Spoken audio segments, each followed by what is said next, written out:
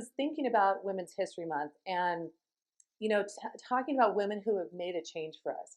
And there's a woman that I want to tell you a story about today that I definitely could say she probably saved my life. Her name was Alice, and she was a doctor in the 1950s, which was rare. Not many women were doctors, and even more rare was that she was a doctor even after she got married. She was a doctor even after she had kids, and she was a doctor even after she got divorced. And Alice knew that in order to make her spot in life, to really make a difference, she had to pick a really big problem that she needed to solve.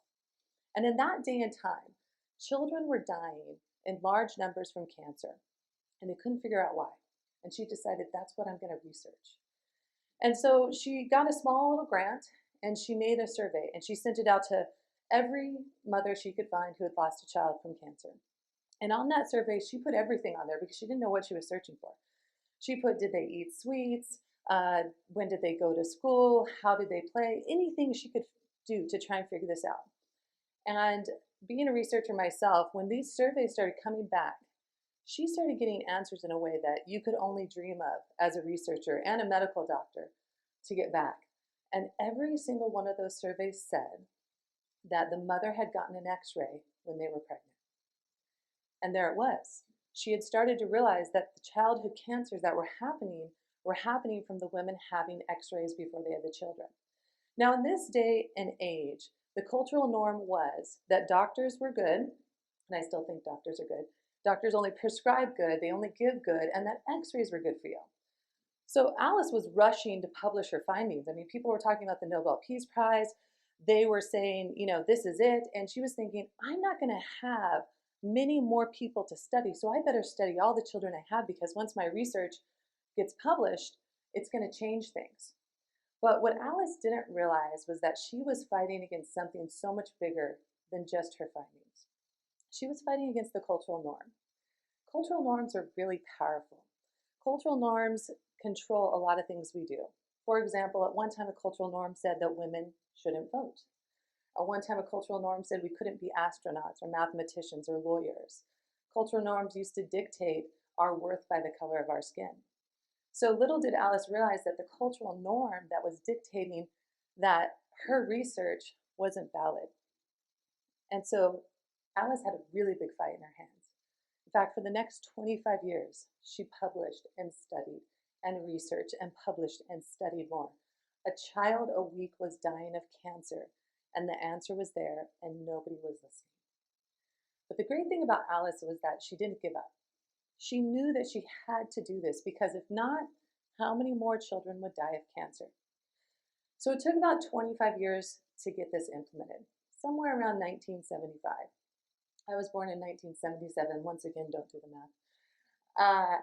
And I remember my mom said, I was thinking about getting an x-ray when I was pregnant with you. But then the doctor told me it wasn't a good idea, that it could harm the kids. So I decided not to. Now, she told me that story long before I ever knew about Alice. But I don't know if Alice ever thought that she would save thousands, if not hundreds of thousands of children from childhood cancer that would happen from an x-ray.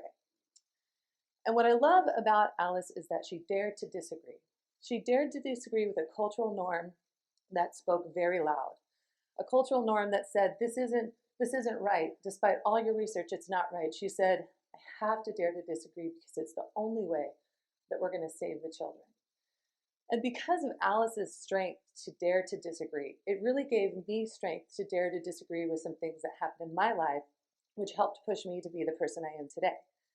When I was 18 years old, I got a full ride to go play volleyball and basketball. My two most favorite sports in the world. I grew up in a little small farm town, and I desperately wanted to go to the big city, really, really bad. And my parents said, we don't have money for college, so you got to figure it out. And so that drive, when I wasn't at school playing sports, I was at home. My dad actually made me, because we lived out in the country, a volleyball court and a basketball court. He poured the cement himself, and I was playing, always. I didn't get to play club because I didn't live close to any club, so I was an underdog. I got recruited to several schools, ended up out here in San Diego. And it was an exciting time. I remember going to my first English class, and I was so excited. Nothing against English teachers, but English, it's cool. But I was way more excited than most other students. And they were like, why are you so excited? And I'm like, I'm at college, I got a full ride, like this is amazing. I write my first paper, I get it back, and it's a D minus. And I'm like, well, I was an AB student in high school. I don't understand. But I thought I'll be the good student. I'll make an appointment with my professor. I'll figure this out. I go in, I make the appointment, I come and I sit down in front of him and I'm ready to take notes and figure out how to be a better student. And he looks at me, he says, Julie, you are not smart enough to be in college. You should drop out. And I stared at him what seemed like a really long time. And I didn't even know what to say. I picked up my stuff, I left, right? Here I am, fully scholarship, so excited, but you're telling me I'm not smart enough to make, I'm so not smart that I should actually not even come back to school. So I did what any good woman does. I called my mother and cried. And she did what any good mom would do. She said, he's an idiot, get a tutor. And it's great advice from mothers. I hope as a mother I can give just as good advice to my daughter. And I did that, and I made it through the class, and I went on about my way. I was blessed enough to win several national titles as an athlete. I moved on to play some professional ball as well. As I was going through all of this, though, in the back of my mind, I kept hearing, you're not good enough. Because words are really powerful, just as powerful as cultural norms. And even though I wasn't hearing it every day, I kept going. Well, I'll show them I'm smart enough. I'll show them this. So I headed on in my career. At 23, I had my master's. At 25, I was married. By 27, I was chair over 3 departments at the university. And by 29, 30 years old, I was an associate dean over 20 campuses across the US. And I was like, I made it. Yes, I made it. But I ran into the guy who told me that I wasn't smart enough one day. It was about 10 years to the date. And he walked up to me and he remembered me and he said, oh, Julie, how are you doing? And as I sat there and reflected on the 10 years since that time frame and everything I'd done, I suddenly realized that I had always been smart enough. And I looked at him and I said, you know what? That's Dr. Julie Ducharme and I'm doing just fine. Now, we don't always get to talk to the people who said something horrible or made us feel bad or try and break our journey. But it was a great moment for me to realize that I'd spent 10 years thinking I wasn't good enough. I mean, how ridiculous is that? That someone who had nothing to do in my life, someone who didn't care about me, had so much power over my direction and where I was going. And isn't it funny how we listen to the people who don't mean much to us, right? I mean, I don't know about you guys, but very often, someone you don't know will say something mean and it means so much to you versus someone who loves you so much and tells you a really nice compliment and we brush it off. You look nice today, whatever. So as I kept on this and I realized at that moment I was always smart enough, okay? I'd fought so hard for this, but I was always smart enough. I realized that I needed to turn around and give it back. And so I want to share one final story with you before I leave the stage. And years ago, my husband and I, and I just have to shout out, that's my husband back there in the striped shirt. He's really awesome. He goes to all my events. He does all the video, audio.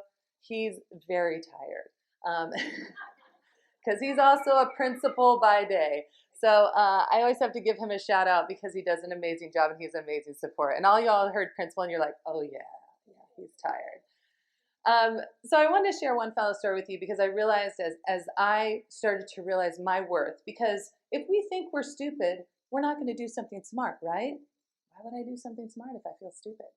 If we're not worthy, we'll never step into the position that we deserve to be in because we don't believe we deserve to be there.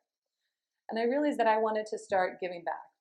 So years ago, my husband and I and me begging my husband, started to take in single mothers who needed help. We would bring them in, we would help them get jobs, get them into school, help them find daycare, get them vehicles, and help them get on their way. And he was so great because I'd be like, we really got to help this girl. We really got to help her out. He'd say, okay, honey, all right.